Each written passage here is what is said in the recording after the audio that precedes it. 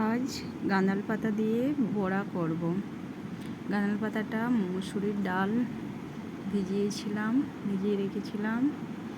মসুরির ডাল আর গাঁদাল পাতা আর পেঁয়াজ, আদা, লঙ্কা, রসুন সব একসাথে বেটে নিয়েছি। এরপর ভালো করে ফেটিয়ে নিয়েছি। তারপর বড়াগুলো করে নিলাম। এরপর কড়াই গরম হতে দিয়েছি। ফোড়নে লঙ্কা, পাঁচফোড়ন দিয়ে দিলাম।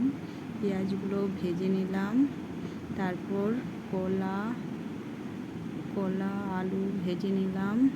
ওইগুলো ভিডিও করা হয়নি, ভেজে নিয়েছি। মশলাটা ভাজার পর মশলাটাও ভেজে নিয়েছি ভালো করে। এরপর বড়াগুলো দিয়ে দিলাম।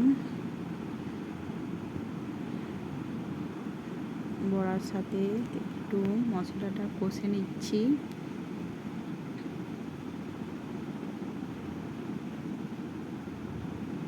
তারপর আলু কলা সিদ্ধ হওয়ার জন্য জল দিয়ে দিলাম।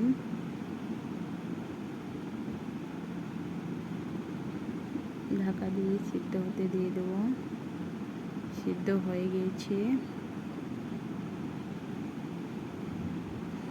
গেল। কলা আলু দিয়ে গাঁদাল পাতা বড়ার ঝোল।